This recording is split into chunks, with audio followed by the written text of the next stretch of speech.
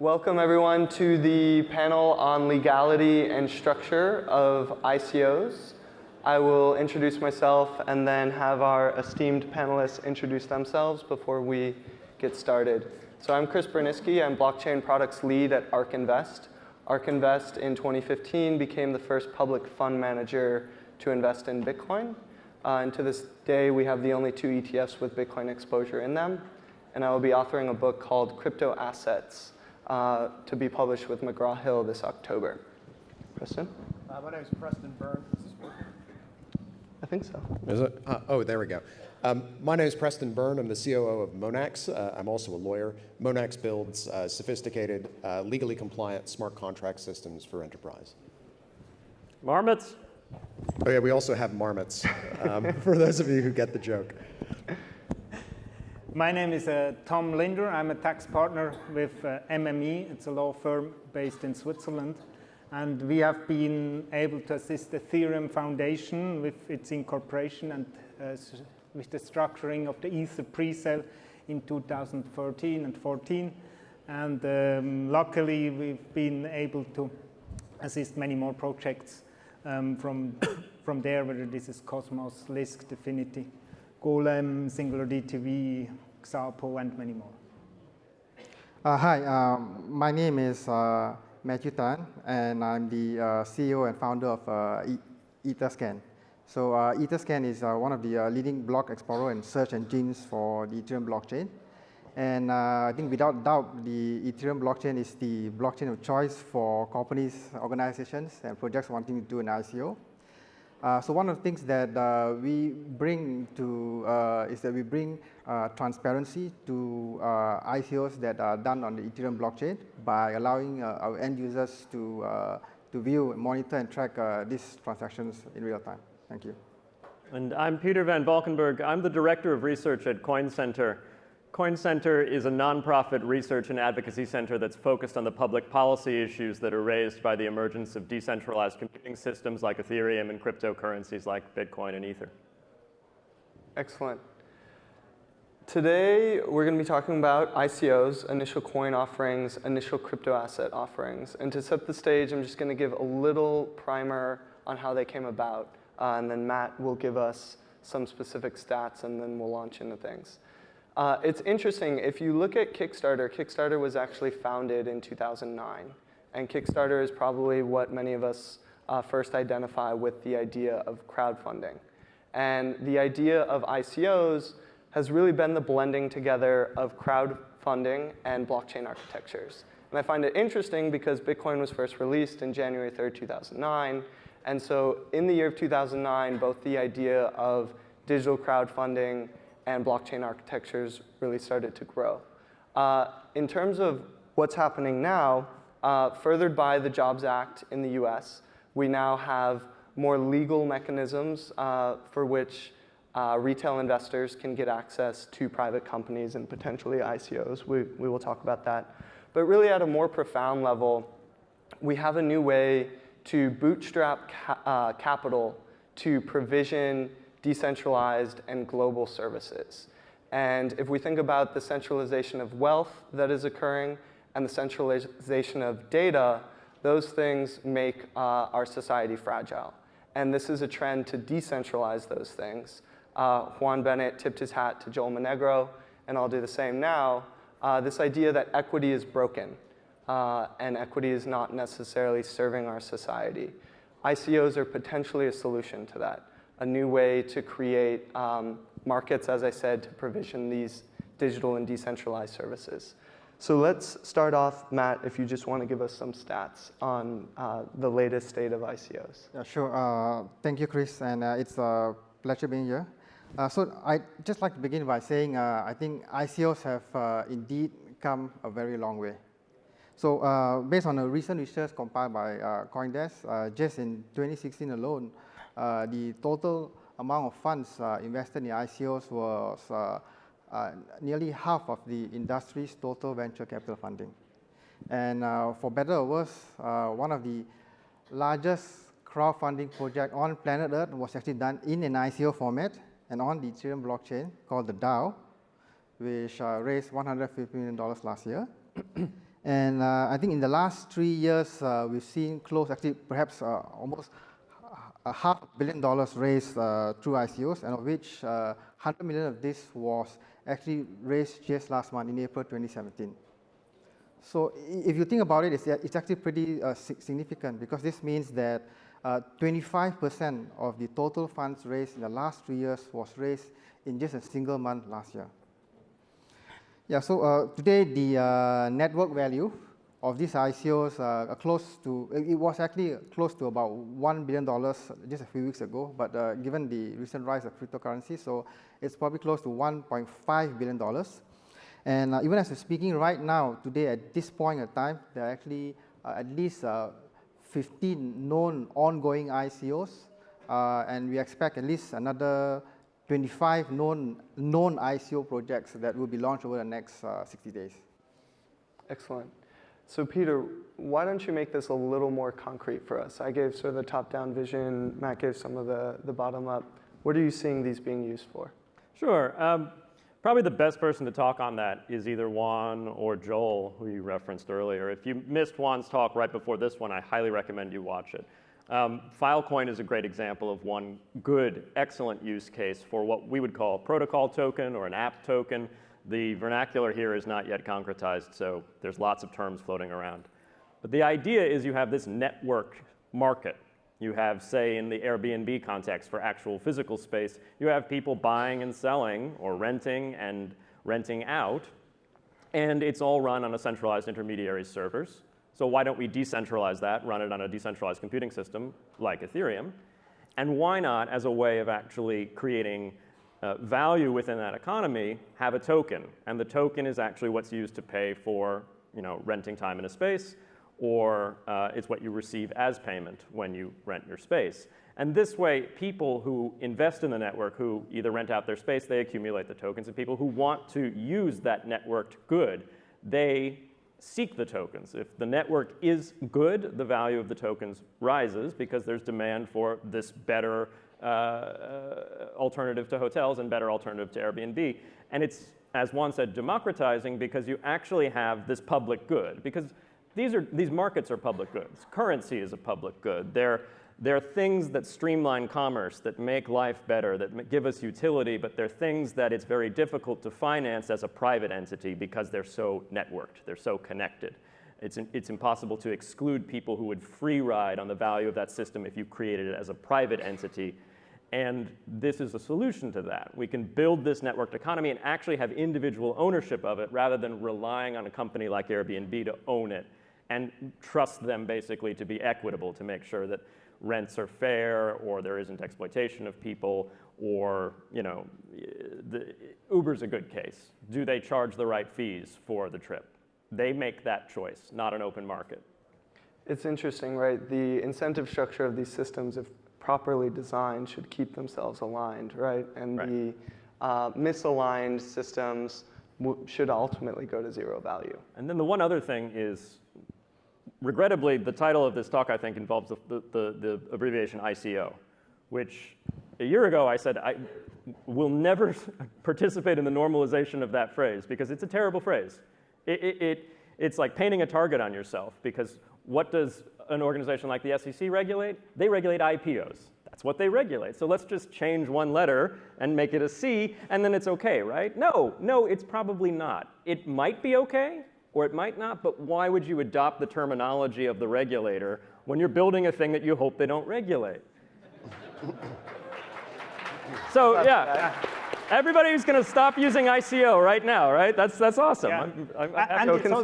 And it's also a wrong term for me, because there are different types of so-called ICOs. So like Ethereum, that was a foundation-based donation. So if you want to support the project, you donate to the project, and afterwards, if they get successful, if they launch the Genesis block, there will be a token allocation included in the Genesis block. But it's not an investment that you will get something in return or that you will get your money back. And that's one way to do it, but you could also say that what people are buying is a product as well. They're buying a product before it's there are developed. different types. So this is the foundation part, but just if it's it's in the donation, it's a donation. You will never get back your money according to the terms. So you should not see this as an investment. But certainly if it's a different type of ICO where you actually kind of buy a license to use a platform in return,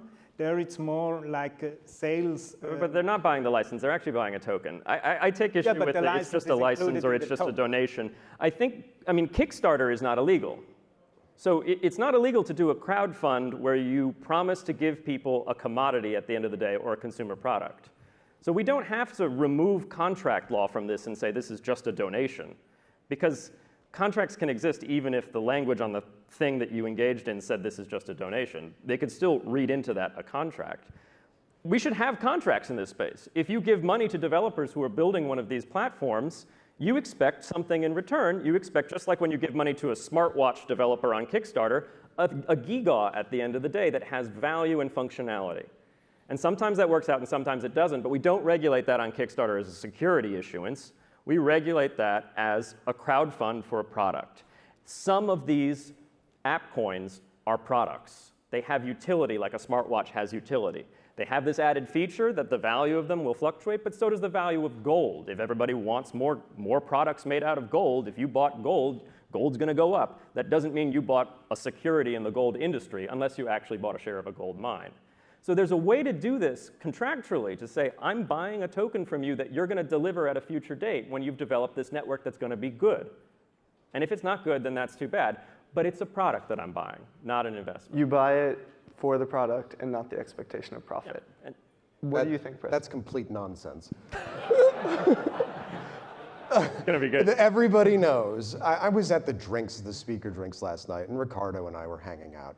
And for those of you who know Ricardo from Monero, and we were just like, everybody knows that what this is, and this in substance and in form, are the sale of investments which people are purchasing with the expectation of profit at a later date. Nobody actually thinks that these are donations. And the SEC and other regulators around the world are going to look at it thus. They follow more or less, summarizing my experience of American and European law. Generally speaking, if the duck test is passed, which is if it looks like a duck, it waddles around and it quacks, it's a duck. If people treat it like an investment, then it's going to be treated like the regulator is an investment, because we have 100 years worth of regulation which says that there are certain types of bargains which ordinary people and sophisticated people are not allowed to enter into unless they've engaged in substantial diligence. Now Preston, hold on. Now, Preston, you suggested that the donation thing doesn't make sense. But what about the Kickstarter model? The SEC does not regulate a crowdfund on Kickstarter. No, they don't. But I don't buy a pair of sneakers with the expectation that I'm going to list it on Poloniex. So which might, you very well might buy a pair of sneakers with the expectation that they're going to be listed on Gilt, on any number of the thousands of marketplaces that will resell valuable limited edition items. Potentially, but and they can go up in value substantially. I owned a bunch of Beanie Babies once, and that was a good. They could, but unfortunately for those who are making those arguments, the bulk of the precedents that are lining up behind this suggests that these schemes are in fact regulated by existing securities laws. But you're a fan of common law, right? And flexible judicial tests. You're a fan of the Howey test, for example, which has a way of making distinctions between what might be a product and what might not be. There's a body of case law that explains that some things are a product and are not, and that we make policy choices to only regulate products or only regulate investments under securities law because they're heavy-handed, not some products because we don't want to deprive people of the availability to get them, of the ability to actually use something. Maybe, but that's kind of... Yes, I got a maybe. You got a maybe, marmot. So I have a bet that I can say the word marmot 25 times. We're going to just let him say it We're at just the going to let end it sneak in there a little bit. So maybe, but again, if we're talking about the Howey test, these are global systems. Law is a local rule framework. So if we're going to do, for example, an accredited offering to 200 people, of whom 50 are in the United Kingdom and the remaining 150 are in the United States. We may be able to get under safe harbor under Rule 506, but that's not going to get you around the prospectus directive. You've jumped.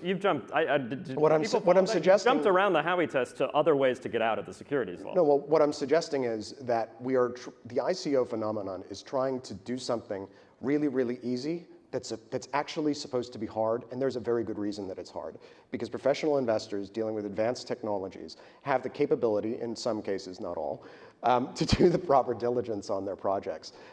There are, of the number of ICOs I see in this space, there are vanishingly few, and they know who they are, that I actually respect.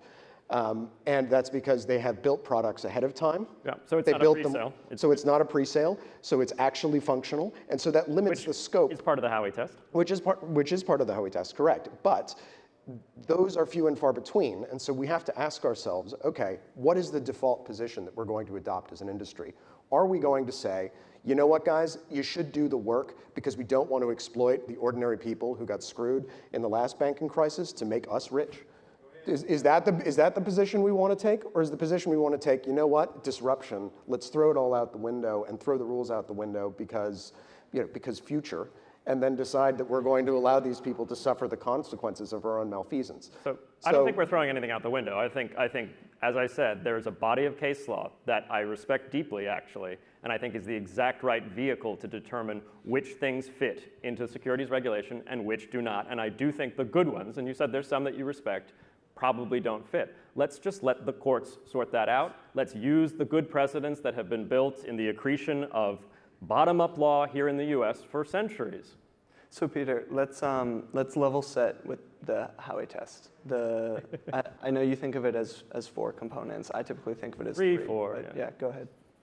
So the Howey test basically is this case law that says, all right, we'd have this undefined term in the Securities Act called investment contract, and an investment contract is regulated as a security, but what the heck is it?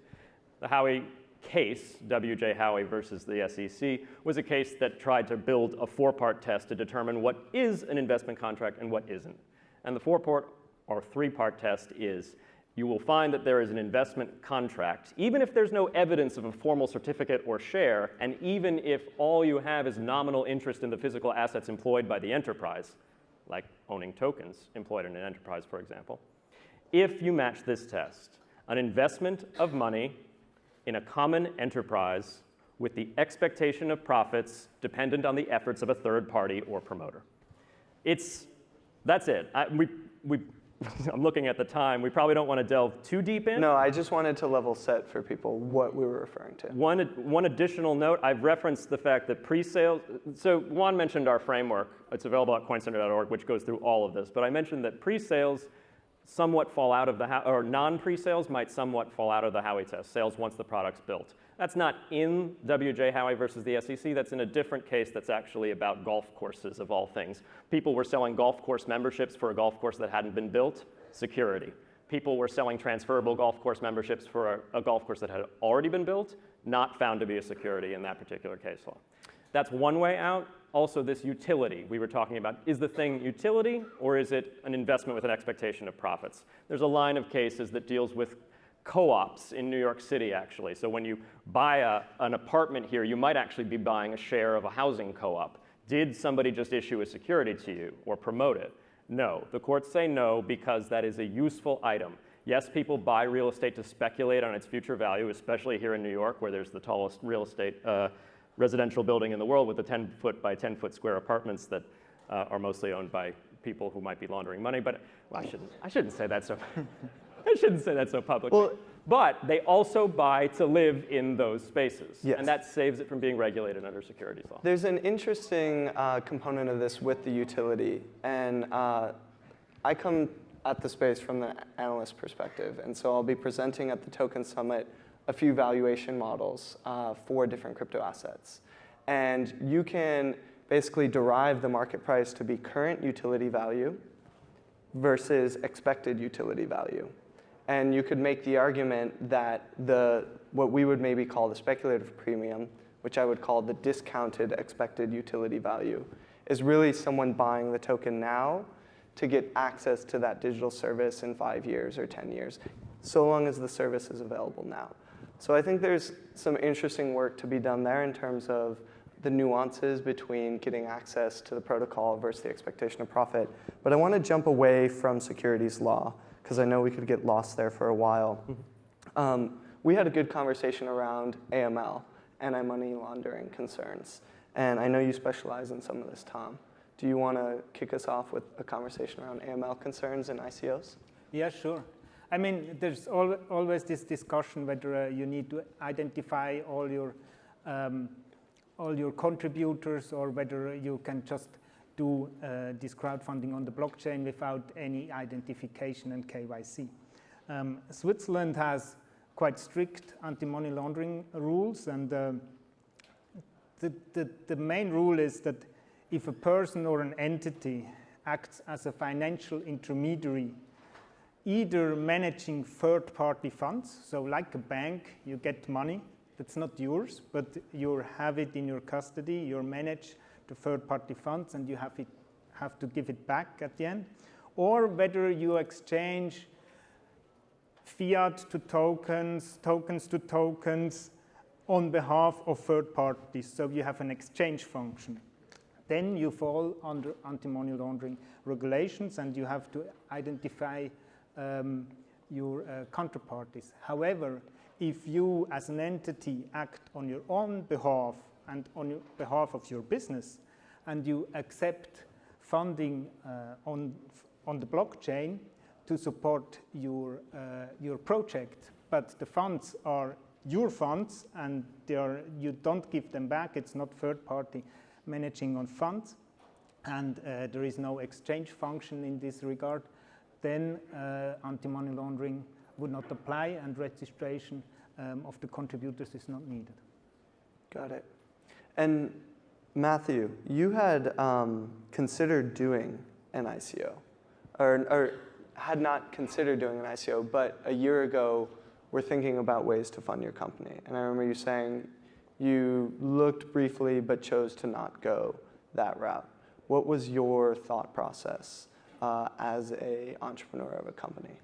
So I think when it comes to ICOs, and as a startup founder and as an entrepreneur, we're actually faced with two different thoughts. So the first thought is don't do an ICO and you risk losing out on potentially $1 million of funding. Do an ICO and you risk going to jail. So I think that's it's I guess that's what you call a catch-22. Just bad. Yeah. So I think as for me personally, and I've also spoken to a lot of other startup founders in the same situation, I think one of our concerns of doing ICOs, other than the obvious regulatory risks that's involved with doing ICO, is that I think doing ICOs could be potentially a one-off event. I mean, I say a one-off event is because the way ICOs are structured today is it's a one-off event. So there isn't any plan for long-term funding. So you basically set a cap, and you do an ICO, and once you've raised it, then you sell the maximum amount, and that's it. So what happens when you need future funds? I was speaking to some investors at least a couple of months back. I think that there was always this. I mean, doing an ICO so early on could actually potentially limit your opportunity for raising funds down the road. So I mean, investors are still not too clear as how that will play out in the long run. I do believe that this will change, but at this point in time, this is where it is. Mm-hmm. I agree there's a lot of work to be done, and different people are playing with different models. If you look at Aragon, there's a bit of a vesting schedule, or Gnosis clearly has a reserve. I think there's a lot of work to be done in this balance of maybe escrow accounts over a 10-year basis where you slowly release, and therefore the market knows when you're going to be doing your secondaries, basically, so that you don't have supply shocks in the market. Yeah, I totally agree. So I think the other thing that they were seeing as far as, so I think in the traditionally, when you raise funds for a startup, you're sort of required to have a vesting schedule in place. So I think we're definitely seeing this happening also with tokens, whereby so it used to be the tokens will be issued outright to the founding team. But right now, what we're seeing is that it's probably good practice to have in place like a vesting schedule, where the tokens are released over a longer period of time to the founding team and advisors. Exactly. Maybe just if you have an escrow function, just be careful that you don't fall under money laundering rules, because if you have an escrow function that is implemented in a smart contract, then it's no problem. Then the smart contract just automatically transfers after certain milestones the funds to the project. However, if you have third parties, kind of outsiders that are holding multi-sig wallets, and they could have access to the funds, then they are actually financial intermediaries if they're not part of the project. So you need to structure it in a way that all people, even if you have some kind of escrow function, are part of the project and act on behalf of the project. Got it. This behaves suspiciously like equity. It really does, with vesting schedules and things like that, which really tells me everything I need to know. I'd like to bring it back to the AML question, though, actually, because I think a lot of ink has already been spilled on the securities question. Preston and I have been going, and I love you, Preston. We've been going back and forth on this on Twitter for 2 years? 2 years now, yeah. And it's the best years of my life. And also to put a point, I didn't mean to disregard the donation model. That may work. I don't know Swiss law. I worry primarily about US law, which has some distinctions that might make that more difficult. But on the AML question, I don't think much has actually been written. There is a lot of uncertainty in that particular area. Do you need to KYC your buyers? Do you need to register with anti-money laundering authorities, like here in the US, with FinCEN as a financial institution? That is very much a gray area when you are selling something you created. And I find that actually quite interesting, because for me, a lot of this comes down to a fundamental trade-off between privacy and security, between our Fourth Amendment rights and our safety as persons, basically, the need for law enforcement to find out information about our private transactions. Congress struck a balance in the 1970s with the creation of the Bank Secrecy Act, which began this financial surveillance regime. And it's a financial surveillance regime that predated a lot of all the surveillance talk we have now that we have Snowden, now that we have questions about the Patriot Act and email snooping. This was a debate that was happening before, and we reached this middle ground where we said, if you're a bank-like entity, you need to basically record information and report that information to the government about your customers. Now, that's an intermediary role. That's a company that's held themselves out as a conduit for people to go through. So it makes some sense. It's called the third-party doctrine in Fourth Amendment jurisprudence. You handed your information to this third party, and now you've lost a reasonable expectation of privacy to that information, all of the records of your personal transactions. You don't need a warrant to get that information, which is actually quite radical if you think about all the things your bank knows about you, about who you give money to from a political standpoint, about your doctor, about all sorts of things about you. No warrant for those because it's a third party holding them. Now, that's a debate that we had back in the 70s. It's not going to change anytime soon, although maybe with the Snowden revelations and other things, we're starting to doubt that compromise. But what is different about this is now there's this question, does a company that builds something out of its own ingenuity and then sells it, are they a third party?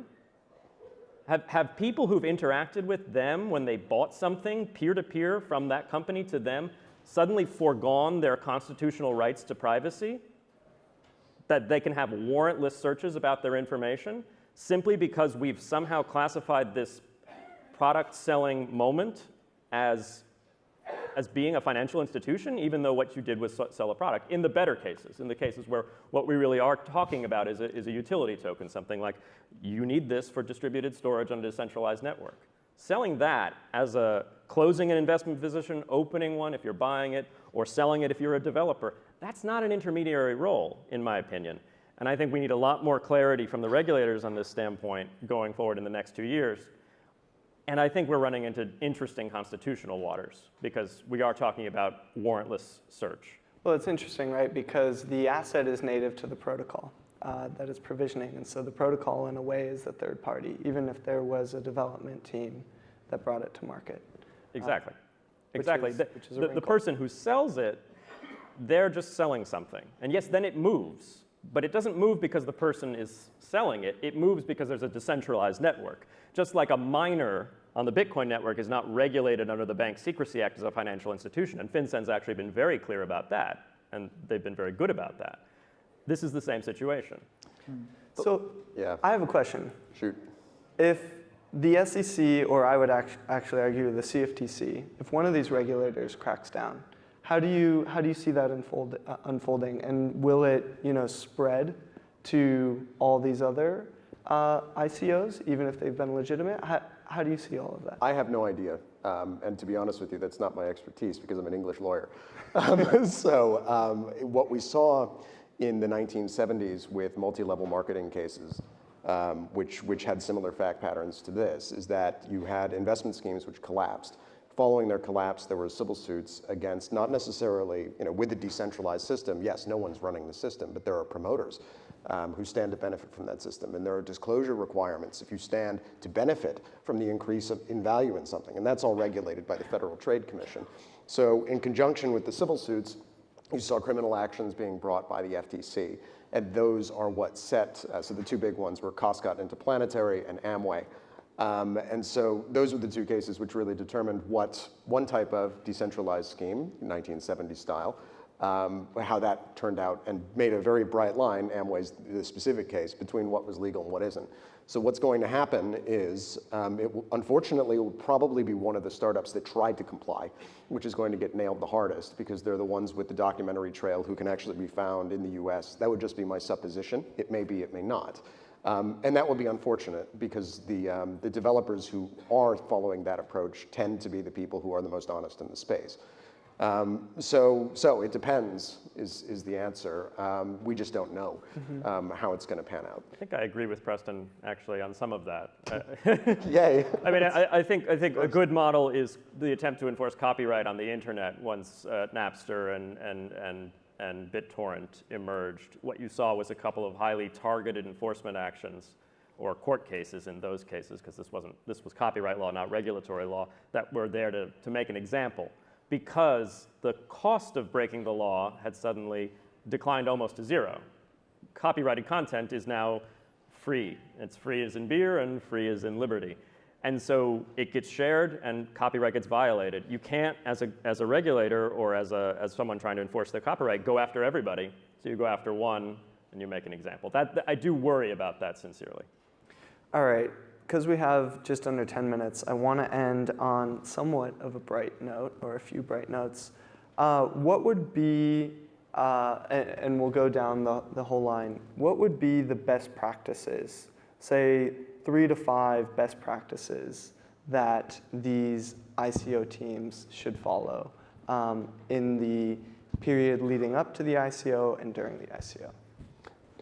Don't do an ICO. Do what Blockchain Capital did and do a securities offering on a blockchain. There are efficiencies to be had there by using the tech, which has been the thesis of at least the permission blockchain universe for a while. And there are benefits to having public records of things that you can verify independently. So I would say don't do an ICO. Go call up Norton Rose or Allen & Overy and go get them to do a securities issuance and use a blockchain as your back end. Got it. Tom? Analyze in detail what actually your token functionality is, describe this very clearly, set up the respective agreements and terms that everyone that buys into this project understands that this is not an investment. You cannot expect a return from my business. Maybe on the secondary market there will be a gain. But if someone goes to the gas station and buys a gallon of gas and keeps it at home and maybe the price goes up, he is not involved in a business with the gas producer or the oil company. So this is just a secondary market and you can make a gain or a loss. But that does not mean that you have a common business. So define very clearly what it is, what you get for it, and educate the crowd, the community, that they understand what they're doing. Matt? Yeah, so I think when it comes to ICO best practices, yeah, I think there's like a list of them. But if I had to sum it up, I think regulations aside, I think one of the most essential best practice is communication. So to communicate very clearly to the potential ICO participants as what they are actually getting to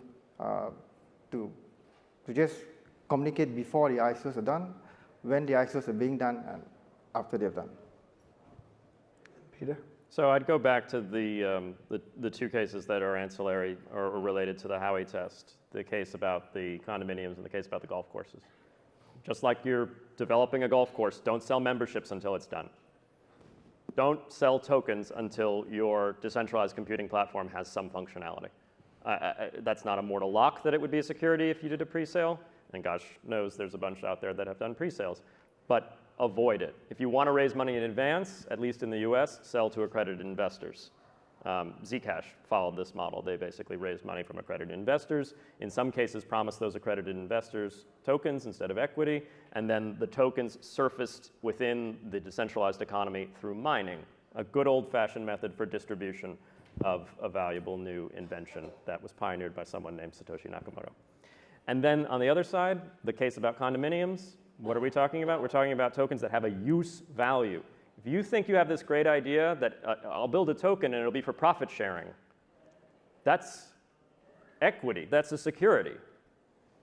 The token shouldn't be about profit sharing. It should be about making sure that a networked economy can verify payments and verify the provision of services for those payments. So on a decentralized file storage network like IPFS and Filecoin combined together, this token makes sense. It's the fuel essential to access a global and non-centrally owned cloud storage service. That's awesome. In Ethereum, it's awesome. It's gas for smart contracts. It's actually gas to fuel a global virtual machine, the biggest computer potentially, the most valuable computer potentially the world may ever see, if it works. It's a state machine, not a computer. It's a state machine. All right. For can't make audience, outbound we say calls, but computer, we don't say whatever. state machine. Those are my big two tips. And then the third one is don't forget about financial surveillance laws, especially here in the US, but also in Europe, actually, where there's much more parity as compared to the securities laws. Read up, learn as much as you can. Coin Center has a brand new report that we published actually on Monday, last Monday, about the particular advocacy issues surrounding the uncertainty that currently exists with the treatment of token sales under the Bank Secrecy Act, whether you need to do KYC, whether you need to do these other things. I have a question because I mean, it's no secret, I think of this as a new asset class. I've done a lot of work on looking at the historical evolution of asset classes and what makes something an asset class. And it's clearly not equity, at least the good ones, because it's not throwing off cash flows. It's giving you access to a digitally provisioned and decentralized service. It's clearly not a bond, right, in that I don't necessarily owe anything to anyone. And we can go down the line of asset classes, but it doesn't look like anything in all the ways. And a question I have for you, Preston, I guess, given your concerns with it falling into different boxes, do you think that there's an opportunity to get ahead of things and maybe work with the regulators on a set of regulations around how to properly do initial token offerings? Only from a position of being fully compliant to begin with. If you approach a regulator and you say, hey, I've played by all the rules, but there's a little hack here. Look at this. This is an inefficiency in the way that we go about producing prospectuses, for example, or editing them or something like that. That's a potential application for a blockchain. It's a boring one. It's not an exciting one. It's not one that you're going to get a lot of speculators throwing a ton of money at. But it is actually potentially quite useful in verifying the data flow that's going into that document, which is then going to be passed on to investors who are then going to invest in that instrument. So you have to start from a position of compliance. If you don't, you're running, and yes, regulation is going in this direction. It's heading towards more crowdfunding and making more investment products available to people who can't actually earn anything by leaving their money in the bank. They're just not there yet. So, and I think the regulators, yeah, they're holding all the cards here. So if you start out and say, look, we're starting compliant and maybe some exceptions can be made, they're going to be much more receptive to that than the opposite approach, which is saying, you know what, and we're just going to go do our own thing. Right. Well, if this is the age of, or right now is the era of building blockchain infrastructure, we almost need decentralized infrastructure to bring these protocols to market, right? Which is arguably what's going on with a few of the more recent, what are we calling them, Peter? Token sales? Token sales works. Token sales? Okay. On that note, please give a round of applause to our panelists. Thanks, guys. All right, thanks you guys.